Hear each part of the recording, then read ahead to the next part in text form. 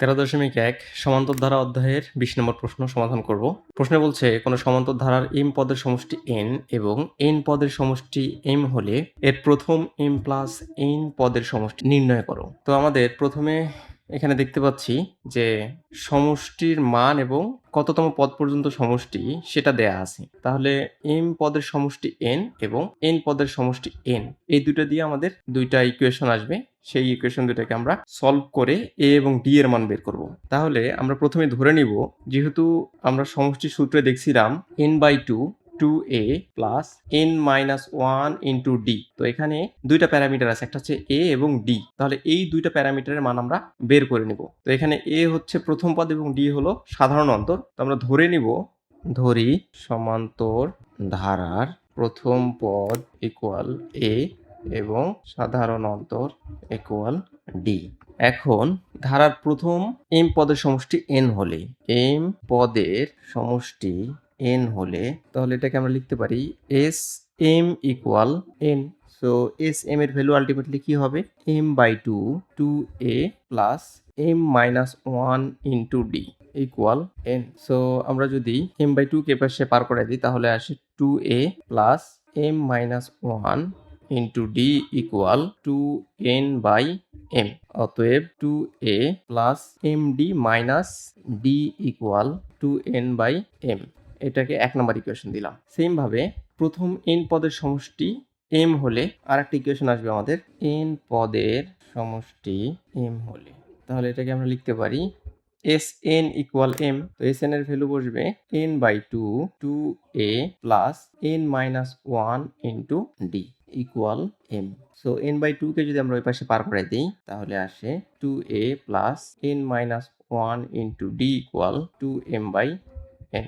অতএব 2a plus nd minus d equal 2m/n।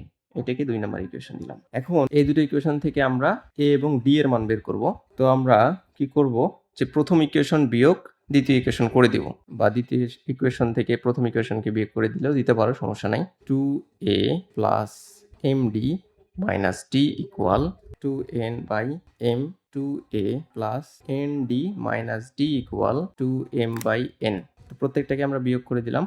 এখন এখানে মাইনাস 2a প্লাস 2a, তাহলে এই দুটাই কাটা চলে যাচ্ছে।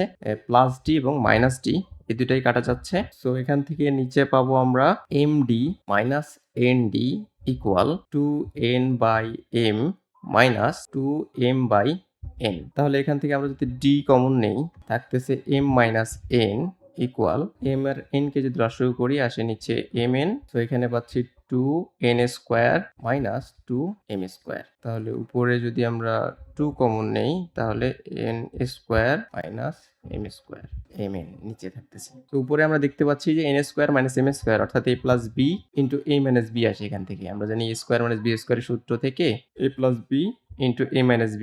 তো সেম ভাবে এখানে আসতেছে n plus m n minus m, কিন্তু আমরা এই দিকে দেখতে পাচ্ছি এখানে m মাইনাস n। তাহলে উপরে কি আসে দেখি, উপরে আসে n plus m n minus m divide by mn। তো যদি আমরা এই যে m মাইনাস n কে n মাইনাস m করে নিতে পারি, এখানে যদি আমরা এটাকে মাইনাস কমন নিয়ে m মাইনাস n করে নিতে পারি তাহলে এটার মতো হয়ে যাবে। তখন আমরা এই দুটাকে আমরা ক্যান্সেল আউট করতে পারবো। সো এটাকে আমরা ক্যান্সেল আউট করার জন্য 2m plus n m minus n, সামনে মাইনাস কমন নিলাম, mn d m minus n, এটা এরকমই থাকলো। তাহলে দেখো যে এইটাকে আর এটাকে আমরা কেটে দিতে পারি। সো d এর মান কত পাইলাম? অতএব d ইকুয়াল থাকতেছে minus 2m plus n divided by mn। তো d এর মান পেয়ে গেলাম। এখন আমাদের কাজ হলো এই d এর মানকে যে কোনো একটা ইকুয়েশনে বসাই দিয়ে a এর মান বের করা। তো আমরা কি করব, যে কোনো একটা ইকুয়েশনে d এর মান বসাই দেব। তো আসো আমরা 1 নম্বর ইকুয়েশনে d এর মান বসাই দিই।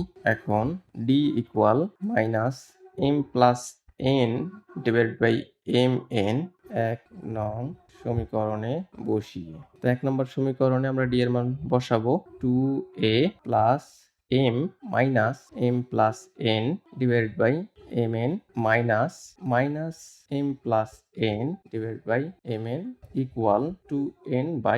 তো এখান থেকে আমরা যদি মাইনাসগুলোকে মাল্টিপ্লাই করে দেই তাহলে কি আসে, 2a মাইনাস, এখানে প্লাসে মাইনাসে মাইনাস হয়ে যায়, m দ্বারা যদি মাল্টিপ্লাই করে দিই m square plus M N. তো আমি মাইনাস দ্বারা মাল্টিপ্লাই করে দিলাম, প্লাসে মাইনাসে মাইনাস হয়ে যাচ্ছে, আর এম দ্বারা মাল্টিপ্লাই করে দিলে এম স্কোয়ার এম এন আসে উপরে, নিচে থাকে এম এন। আর যদি মাইনাসে মাইনাসে মাল্টিপ্লাই করে দিই তাহলে প্লাস হয়ে যায়, তো উপরে থাকতেছে এম প্লাস এন, নিচে থাকতে M N equal 2n by M. So এখন যদি আমরা বাম পাশের গুলাকে ডান পাশে নিয়ে যাই, শুধু 2a কে রেখে দিলাম এ পাশে। যদি আমরা এগুলাকে ডান পাশে নিয়ে যাই, ও আচ্ছা, M plus N divide by M N, 2m plus N, দুঃখিত আমি এখানে 2 হবে, এটা বসাইতে ভুলে গেছিলাম, -2। সো প্রত্যেকটাতে আসলে 2 বসে যাবে আর কি। সো এটাকে সামনে 2 দিয়ে দিলাম, এটার সামনেও 2 দিয়ে দিলাম। তাহলে প্রত্যেকটা রাশিতে যেহেতু 2 আছে, তাহলে আমরা প্রত্যেকটা থেকে 2 কেটে দিতে পারি। 2 কেটে দিলে শুধু এখানে হবে 2a এর জায়গায় শুধু a হবে। এখন বাকি রাশিগুলোকে যদি আমরা ওই পাশে নিয়ে যাই, তাহলে থাকতেছে n by m plus m square plus mn by mn minus m plus n by mn। যেটা প্লাস ছিল সেটা মাইনাস হয়ে গেছে, এবং যেটা মাইনাস ছিল সেটা প্লাস হয়ে গেছে।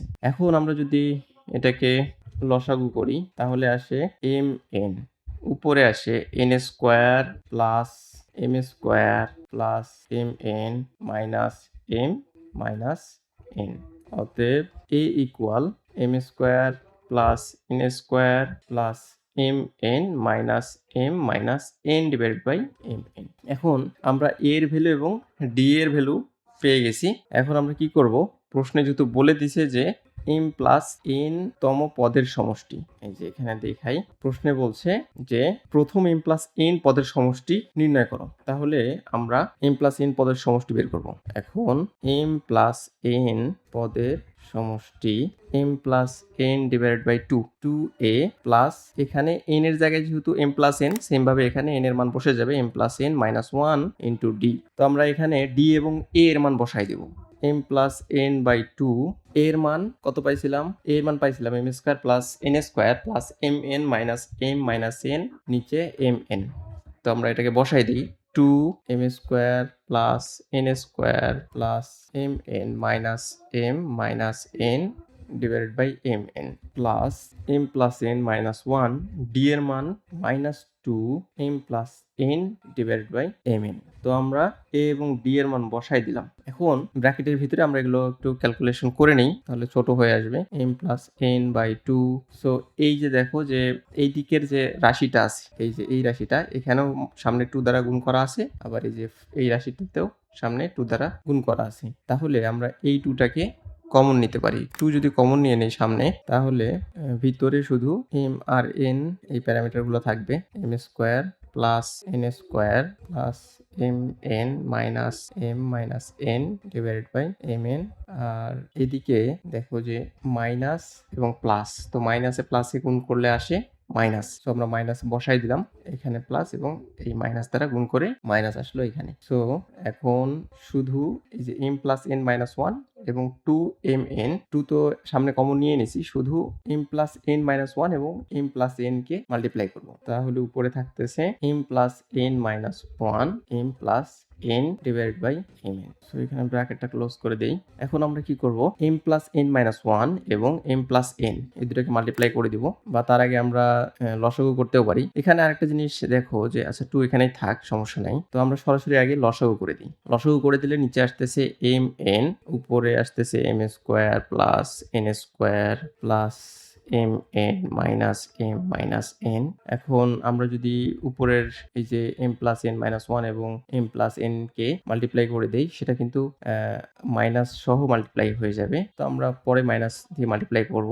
আগে m কে m দিয়ে মাল্টিপ্লাই করলে হয় m স্কোয়ার, m কে n দিয়ে মাল্টিপ্লাই করলে হয় প্লাস mn, তারপরে n দিয়ে m কে মাল্টিপ্লাই করলে হয় plus mn plus n square minus m minus n। So এখন এদিকে থাকতেছে m প্লাস n বাই 2, ব্র্যাকেটের ভিতরে 2 থাকতেছে।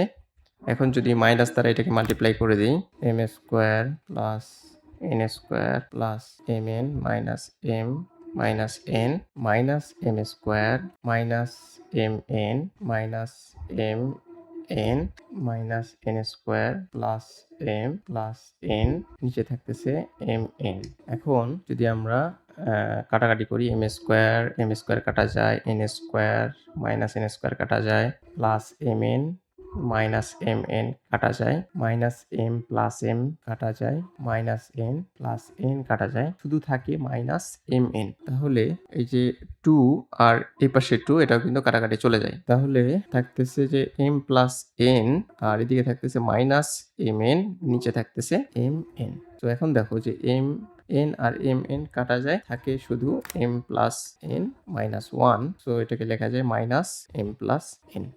অতএব আমরা বলতে পারি যে এম প্লাস এন পদের সমষ্টি মাইনাস এম প্লাস এন। অতএব এম প্লাস এন পদের সমষ্টি মাইনাস এম প্লাস এন। এটাই হচ্ছে এই ম্যাথের আনসার।